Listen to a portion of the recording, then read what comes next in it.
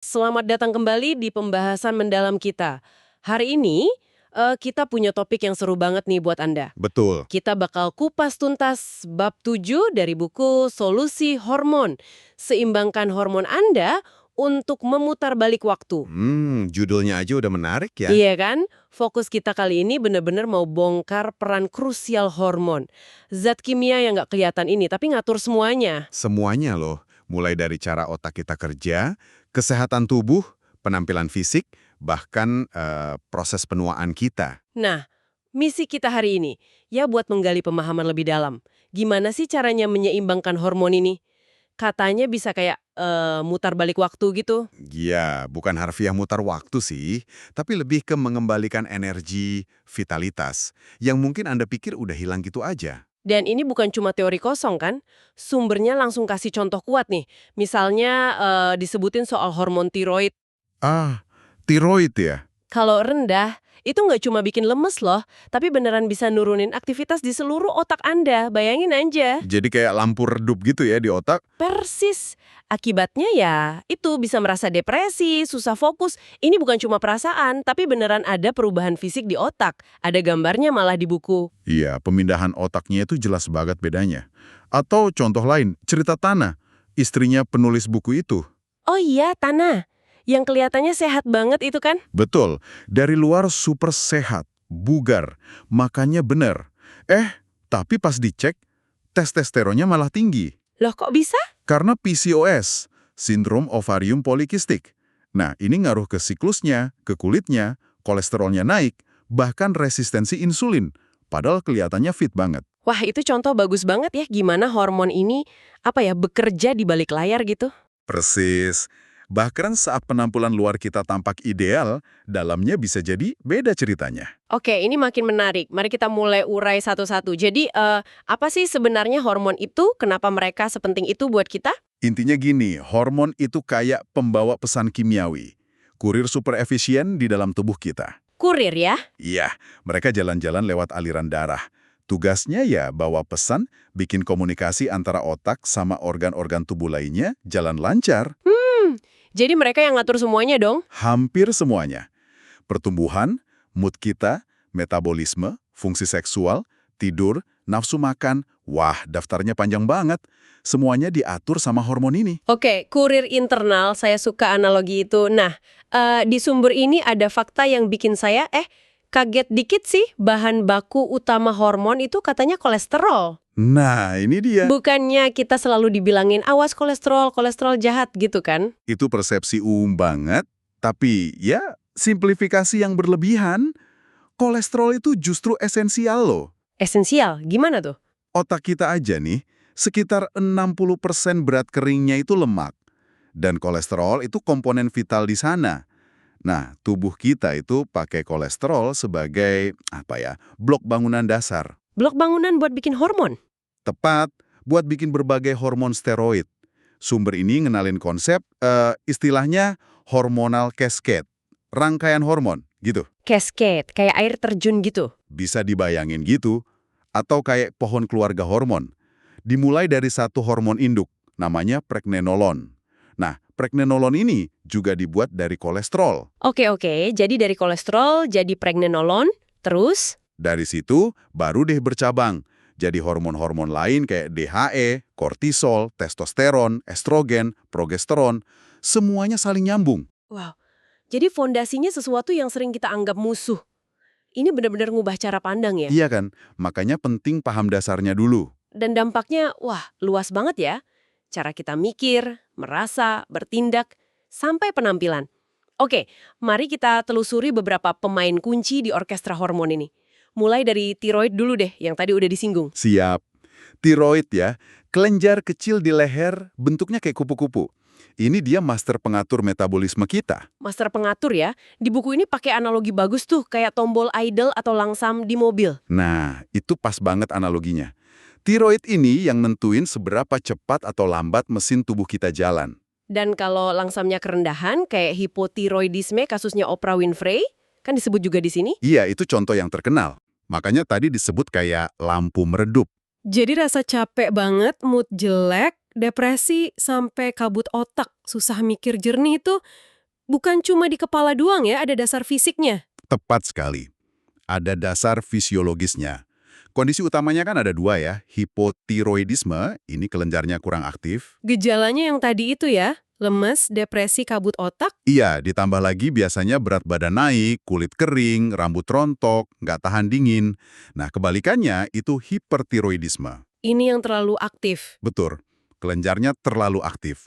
Gejalanya malah berat badan turun drastis, cemas berlebihan, jantung deg-degan terus, susah tidur, kadang matanya agak melotot gitu. Wah, beda banget ya gejalanya. Kuncinya berarti keseimbangan ya. Banget. Harus pas. Penyebabnya juga macam-macam. Bisa dari dalam, kayak penyakit autoimun. Ada Hashimoto, ini yang nyerang tiroid bikin jadi hipo. Paling umum sih ini. Atau penyakit Graves, ini bikin jadi hiper. Autoimun ya. Terus kalau dari luar? Bisa juga masalahnya di kelenjar pituitari di otak. Kan dia yang ngontrol tiroid. Atau peradangan kronis di tubuh, kurang nutrisi tertentu, paparan racun lingkungan, dan satu lagi yang penting banget, stres kronis. Nah, stres kronis. Ini nyambung banget nih ke pasangan hormon berikutnya. Kortisol dan DHEA. Dari kelenjar adrenal kan ya? Betul, kelenjar adrenal, si kecil di atas ginjal itu. Respons stres alami kita kan ada ya yang lawan atau lari itu. Adrenalin naik, kortisol naik. Itu normal kan? Normal dan penting banget buat bertahan hidup zaman dulu. Kalau dikejar singa, ya harus gitu. Masalahnya, zaman sekarang Singanya udah ganti ya? udah ganti jadi deadline, tagihan, macet, notifikasi HP nggak berhenti-berhenti. Stresnya nggak fisik, tapi terus-terusan. Akibatnya, kelenjar adrenal kita kerja rodi gitu. Bisa dibilang gitu. Terus-menerus mompa kortisol. Lama-lama, ya capek juga kelenjarnya. Kondisi ini yang populer disebut adrenal fatigue atau kelelahan adrenal. Gejalanya apa aja tuh adrenal fatigue? Kayaknya banyak yang ngalamin deh. Umum banget, susah bangun pagi padahal tidurnya ngerasa cukup. Terus capek sepanjang hari, apalagi sore-sore gitu rasanya pengen rebahan aja. Butuh kopi atau yang manis-manis gitu buat nyala. Nah, itu juga. Sama yang khas banget, lemak numpuk di perut. Lemak visceral ini bahaya loh, bukan cuma soal penampilan, risiko penyakit jantung, diabetes. Terus tadi disebut stres kronis ngaruh ke otak juga gara-gara kortisol ini. Sumbernya bilang agak serem. Iya, ini poin krusial. Paparan kortisol tinggi dan terus-menerus, itu secara harfiah bisa ngebunuh sel-sel otak. Ngebunuh sel otak, serius? Iya, terutama di area hipokampus. Itu pusat memori dan belajar kita.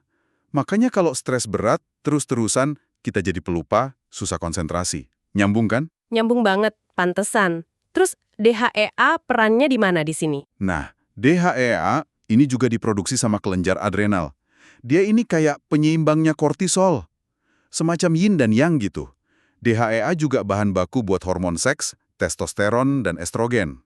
Oh, jadi penting juga ya DHEA ini ya? Penting banget. Masalahnya, seiring usia, produksi DHEA alami kita itu cenderung turun. Sementara kortisolnya, seringnya sih tetap tinggi gara-gara stres modern itu. Jadi timpang. Berarti kalau DHR rendah, bisa disuplementasi dong ya buat nyeimbangin. Bisa jadi solusi. Kalau lewat tes darah, biasanya DHEAS, ketahuan rendah, suplementasi DHEA, itu bisa bantu naikin energi, mood, sama ketahanan terhadap stres. Tapi ada tapinya nih. Apa tuh? Karena DHEA ini bisa diubah jadi testosteron dan sedikit estrogen, terutama pada wanita. Kalau dosisnya ketinggian atau nggak pas, bisa ada efek samping. Efek samping kayak gimana? Jerawatan, atau bisa tumbuh rambut halus di wajah. Makanya penting banget dosisnya tepat. Sumber ini juga nyebutin alternatifnya, 7-keto DHEA. Katanya sih ini metabolit DHEA yang ngasih manfaat tanpa banyak diubah jadi hormon seks. Tapi biasanya lebih mahal. Intinya berarti jangan asal minum suplemen ya? Jangan banget, harus tes dulu, terus ngobrol sama dokter atau praktisi kesehatan yang ngerti banget soal hormon. Jangan main tebak-tebakan. Oke. Tadi Anda nyebut DHEA bisa jadi testosteron. Nah, kita bahas testosteron yuk. Sumber ini bilang, ini bukan cuma hormon pria aja kan? Betul banget. Tapi kita mulai dari pria dulu deh. Kalau kadarnya rendah, dampaknya gimana? Ini lebih dari sekedar urusan libido kan? Jauh lebih luas kayaknya ya. Jauh. Libido turun itu memang gejala klasik. Tapi testosteron rendah pada pria itu erat banget kaitannya sama depresi, energi anjlok, massa otot hilang, lemak numpuk gampang, masalah memori. Memori juga kena. Iya, bahkan ada riset yang nunjukin kaitan potensial sama peningkatan resiko Alzheimer nantinya. Sumber ini malah spekulasi. Bisa jadi ini salah satu pemicu biologis di balik krisis parubaya. Wah, menarik nih. Krisis parubaya gara-gara hormon? Mungkin salah satu faktornya, pria jadi ngerasa nggak bertenaga, murung, terus nyalahin hubungan lah, kerjaan lah, cari pelarian biar ngerasa muda lagi. Padahal, bisa jadi akarnya ya hormonnya lagi drop. Itu perspektif yang, wah, bisa ngubah cara pandang soal hubungan ya. Terus kalau pada wanita gimana? Tadi kan contoh Tana, itu testosteronnya malah tinggi karena PCOS. Kalau rendah, emang penting juga testosteron buat wanita. Penting banget, meskipun kadarnya jelas jauh lebih rendah dibanding pria. Gejala utama kalau testosteron rendah pada wanita memang biasanya libido atau hasrat seksualnya turun. Tapi perannya lebih dari itu. Apa aja tuh perannya? Sumber ini nyebutin fungsinya buat jaga energi, mood, fungsi kognitif juga, kekuatan otot dan tulang, sama buat ngelindungin saraf. Istilahnya neuroprotection. Wow, jadi buat vitalitas keseluruhan juga ya, nggak cuma soal seks. Betul. Mau pria atau wanita, testosteron itu kontribusi ke vitalitas, bukan hormon eksklusif gender tertentu. Pesan penting yang saya tangkap dari sini nih, sebelum buru-buru nyalahin diri sendiri atau pasangan kalau ada perubahan mood, energi, atau keintiman, coba deh pertimbangin faktor hormonal. Setuju banget. Kalimat, kamu kok beda ya sekarang, nggak kayak dulu, itu bisa jadi bener secara biokimia. Hormonnya emang udah beda. Itu poin yang valid banget. Hormon kita itu dinamis, berubah terus karena usia, stres, gaya hidup. Kenalin perubahan ini, langkah pertama. Buat nyeimbanginnya, ya bisa mulai dari gaya hidup. Gaya hidup kayak gimana? Olahraga beban itu bagus buat testosteron. Tidur cukup, kelola stres. Nutrisi juga penting. Kalau dari tes emang rendah dan gejalanya ganggu, bisa dipertimbangkan suplementasi. Suplemen kayak DHEA tadi? Iya, kalau DH-nya rendah, itu bisa bantu naikin testosteron alami. Atau kalau kasusnya lebih berat, ya ada terapi penggantian testosteron, tapi ini harus di bawah pengawasan medis yang super ketat. Oke, sekarang kita geser ke hormon yang sering banget dianggap milik wanita. Estrogen dan progesteron. Sumber ini menggambarin siklus bulanan normal itu kayak tarian hormonal yang indah gitu ya. Iya, kalau siklusnya ideal, itu harmonis banget. Estrogen dominan di paruh pertama siklus, setelah haid sampai ovulasi. Dia ngebangun lapisan rahim, bikin mood bagus, energi naik. Terus setelah ovulasi? Nah, giliran progesteron yang naik. Dia sifatnya lebih menenangkan, nyiapin rahim buat kalau ada kehamilan. Kalau nggak ada pembuahan, ya dua-duanya turun, terus mens deh, siklus mulai lagi. Tapi tarian ini bisa jadi kacau balau ya di beberapa fase hidup wanita. Sumber ini nyorot 3 periode nih. Pertama, PMS, sindrom pramenstruasi. Ini kayaknya bukan cuma sekedar agak rewel doang ya. Buat sebagian wanita bisa parah banget PMS ini. Seringnya sih terkait sama penurunan progesteron yang terlalu cepat atau lonjakan dan penurunan estrogen yang drastis banget pas sebelum mens. Efeknya gimana tuh? Yaitu bisa bikin wanita ngerasa kayak gila, cemasnya berlebihan, depresi, gampang marah banget. Di buku ini ada kutipan studi yang wah bikin kaget sih. Studi apa tuh? Ditemuin kalau pada satu waktu, 40% wanita yang masuk rumah sakit jiwa, itu waktu masuknya pas banget 2 hari sebelum mereka mulai menstruasi. Tunggu. 40%. Itu gede banget. Ini serius ngubah pandangan soal PMS ya. Bukan cuma bad mood, tapi kondisi medis yang dipicu hormon. Betul. Sumber ini pakai contoh itu buat nekenin betapa kuatnya pengaruh hormon ke otak dan perilaku. Jauh lebih dari sekedar kram perut. Nah, terus ada fase kedua yang juga bergejolak. Perimenopause. Perimenopause, ini masa transisi sebelum menopause itu kan ya? Bener. Dan ini bisa lama loh, bisa 10-15 tahun sebelum mens benar-benar berhenti. Selama perimenopause ini, ovarium mulai kayak gagap gitu. Produksi hormonnya jadi nggak nentu. Nggak nentu, gimana maksudnya? Ya bisa aja bulan ini estrogennya tinggi banget, bulan depan malah rendah banget. Kacau gitu. Makanya gejalanya klasik banget. Siklus jadi nggak teratur, bisa lebih pendek, lebih panjang, darahnya lebih banyak, atau malah telat. Terus ada hot flashes, keringat malam-malam, tidur keganggu, mood naik turun nggak jelas, vagina kering, sama itu tadi, kabut otak. Wah, gejalanya banyak juga ya. Dan puncaknya itu menopause ya. Cenderung gampang naik berat badan, terutama di perut. Risiko osteoporosis naik, risiko penyakit jantung juga. Perubahan di kulit, rambut, sama fungsi kognitif, kayak memori dan fokus juga bisa kena. Dengan kejorak dan penurunan sedrastis itu, gimana strategi buat ngimbanginnya menurut sumber ini? Buat PMS yang parah, bisa dicoba pakai krim progesteron bioidentik di paruh kedua siklus. Atau suplemen yang bantu serotonin kayak 5-HTP. Kalau berat banget, ya dokter bisa kasih SSRI dosis rendah. Kalau perimenopause dan menopause? Buat perimenopause, langkah bijaknya itu cek hormon dasar. Baseline gitu, sekitar usia 35. Biar tahu normal kita kayak apa. Nah, pas menopause, terapi penggantian hormon atau HRT itu jadi opsi yang sering dibahas. HRT ini kan masih kontroversial ya. Soal aman nggaknya gitu. Masih jadi perdebatan. Ini gara-gara studi gede dulu namanya WHI awal 2000-an.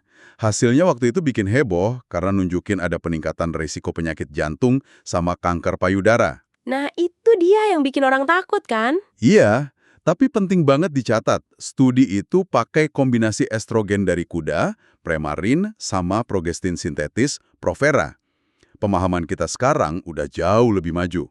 Sumber ini nekenin pentingnya bedain hormon sintetis sama hormon bioidentik. Apa bedanya tuh? Hormon bioidentik itu strukturnya sama persis plek sama hormon yang diproduksi tubuh kita. Kalau sintetis beda.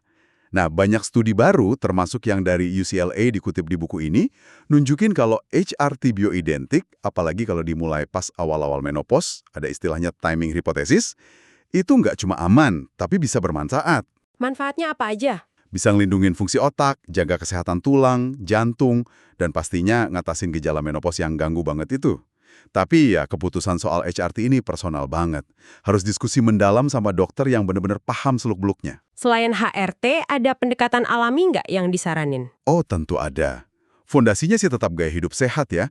Olahraga, termasuk latihan beban buat tulang, tidur berkualitas, minum air cukup, makan makanan utuh, whole foods, protein cukup, lemak sehat, terus kelola stres. Itu wajib. Suplemen ada yang bisa bantu? Ada. Sumber ini nyebutin vitamin B kompleks penting buat metabolisme hormon. Minyak ikan omega-3 buat antiinflamasi. Terus, minyak evening primrose atau minyak biji rami ini kayak GLA buat bantu keseimbangan hormon juga. Oke, terakhir nih, kita sentuh sedikit soal hormon yang mungkin nggak sepopuler yang lain, tapi penting buat berat badan dan energi. Leptin dan grelin. Iya, dua hormon nafsu makan ini ya. Leptin itu diproduksi sama sel lemak kita. Tugasnya kasih sinyal ke otak, "Woi, udah cukup nih energinya, stop makan." Hormon kenyang berarti ya? Betul. Nah, grelin kebalikannya. Diproduksi di lambung pas kosong. Kasih sinyal, lapar nih, ayo cari makan. Keseimbangan dua hormon ini dipengaruhi banget sama, salah satunya, kualitas dan kuantitas tidur kita. Gimana ketidakseimbangan bisa terjadi di sini? Apa dampaknya? Masalah gede yang dibahas itu resistensi leptin.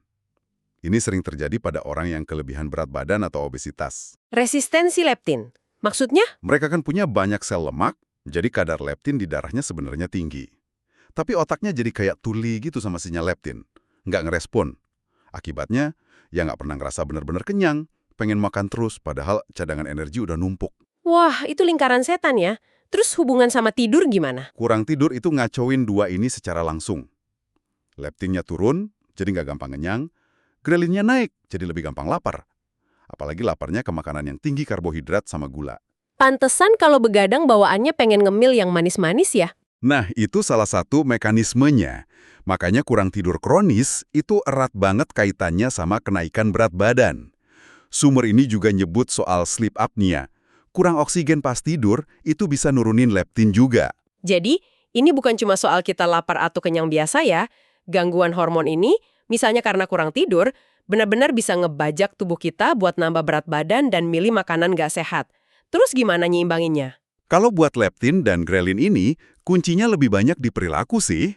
Tidur cukup dan berkualitas itu nomor satu, nggak bisa ditawar. Tidur ya kuncinya? Iya. Terus makan teratur, porsi terkontrol. Jangan nunggu sampai kelaparan banget.